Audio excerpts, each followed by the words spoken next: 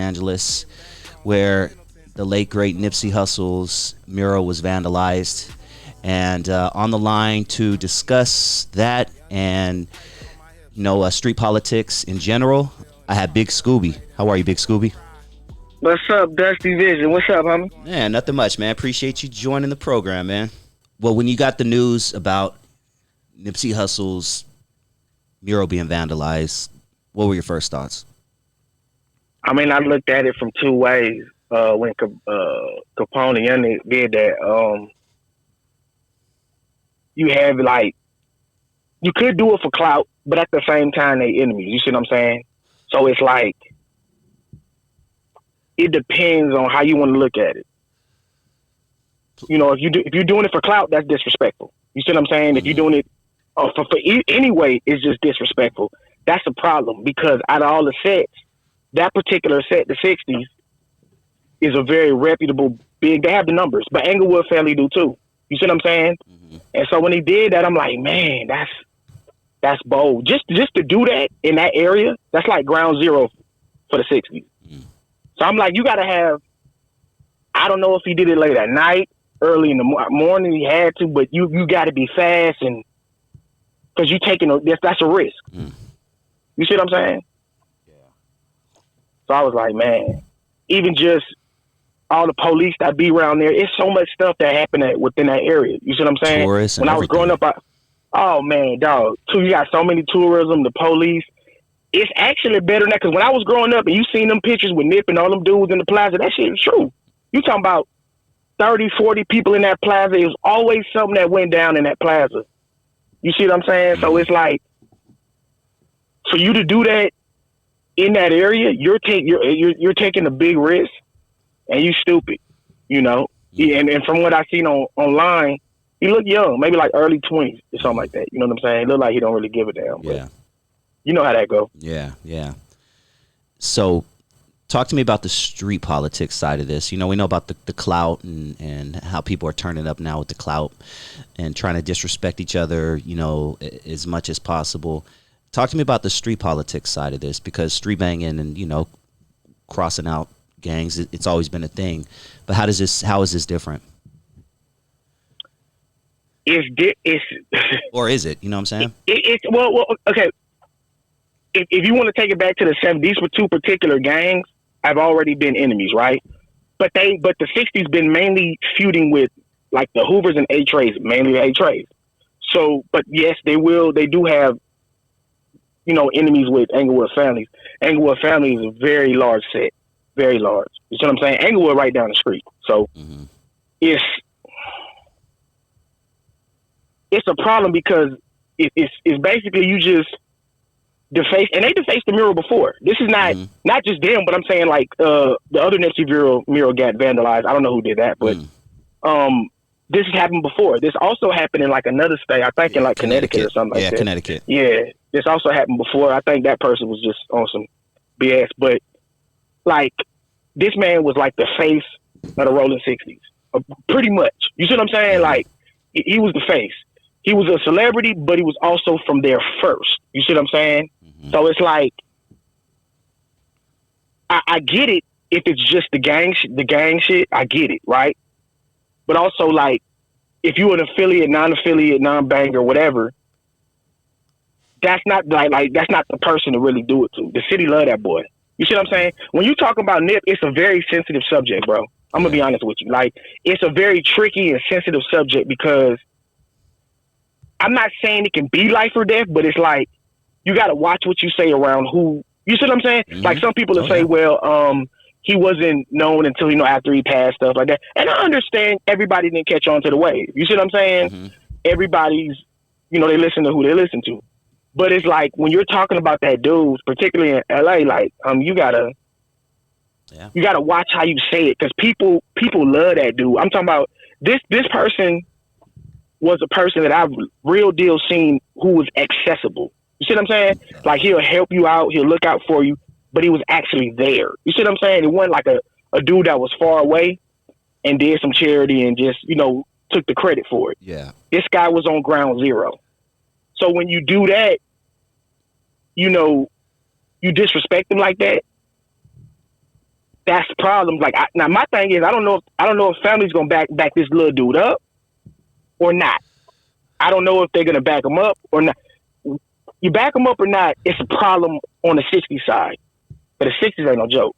I mean, they are very. See, that's the thing. What people got to understand about the 60s, they got the fame, they got the money, they have power. You see what I'm saying? That a lot of other gangs don't have. Not only are they have the numbers because they're probably one or two largest Crips in LA, but they got power. You see what I'm saying? That's why they call it rich rolling, because them dudes been had money. They really like hustlers. You see what I'm saying? And they on the west side, so that part of town, they have access to all of that. They're the closest to Hollywood. You see what I'm saying? You stayed in the east side, I stayed all the way in the hundreds between Compton and Watts. I stayed in Willowbrook. See what I'm saying? So over there where they at, they got access to more stuff. You know what I'm saying? So I just feel like on the politics side, I just hope nothing happens to nobody. But when you disrespect a person like that, it's gonna be problems. So if I was that young dude, I don't even know if he in the state right now, to be honest with you. I don't know if maybe he was just high, or maybe he was just feeling like, you know, you young and you making stupid decisions. Because I done a lot of stuff too, not stupid enough to do that. You see what I'm saying? So I just feel like, on the politics side, it can go either way. But something gonna happen behind it. I promise you that. That's a promise. Yeah. Damn. Something gonna happen behind it. Yeah. And it's crazy because even if you are in another state, I mean, 60s are everywhere.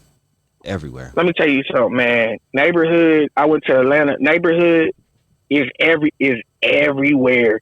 Just being in LA. Let me tell you. When I was growing up, I'm gonna tell you personally. People ask me all the time, "What's the most false claim hood that you came across in LA?" And it's the Rolling 60s Crips. Everywhere I go, it'll be from San Bernardino. I'm in Ontario, Riverside. It don't matter. Like a person that they'll false claim, they'll be like they from the 60s. Even though you know they heard them boys in the hood. They heard of them boys in the hood. When the cop said that, the cop said, "You were one of them Rolling 60s motherfuckers." You one of them Rolling 60s. That's what I'm saying. It's the most false claim hood in LA. Everybody want to be from 60. But only a select, like you knew who was from there and you knew who wasn't. You see what I'm saying? But they'll tell you quick, like, "Oh, you're from 60. Nah, I know you're not. You false claiming. No, you're not. You know what I'm saying? So they're very popular. They got the numbers.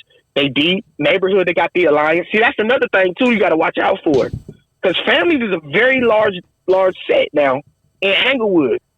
They outnumber Queen Street, Weirdos, all of them, Avenue, Power, all of them. Families is huge now. Don't get it twisted.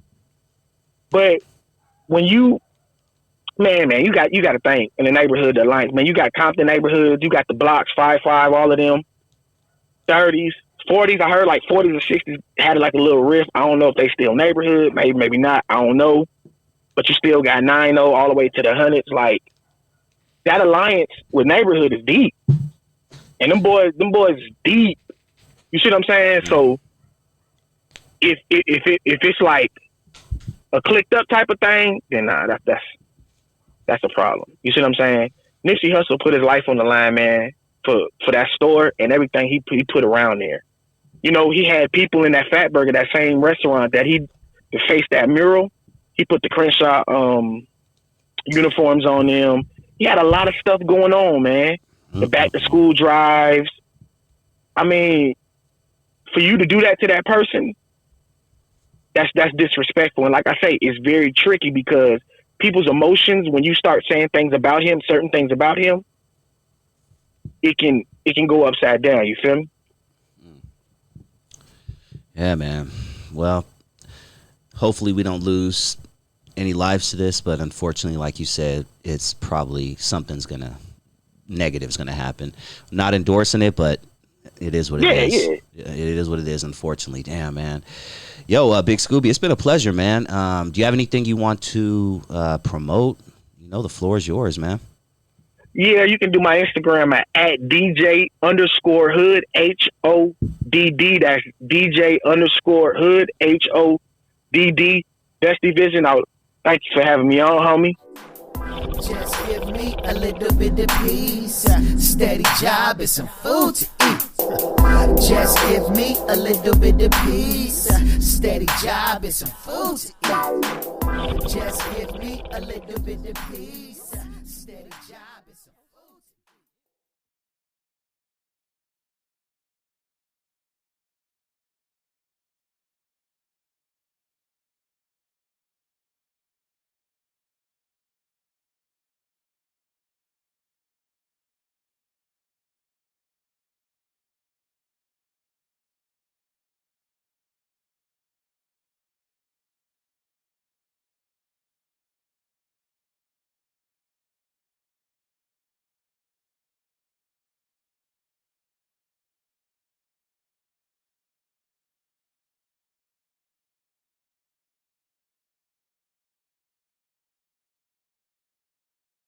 Man, I appreciate that very much, man. I love to stay close in touch with you, and hopefully Definitely. have you on in the near future again, man. And we'll chop it up. You know, if you want to share your story, or if you know anybody who would like to jump on, bro. I got stories. I got homies from Detroit.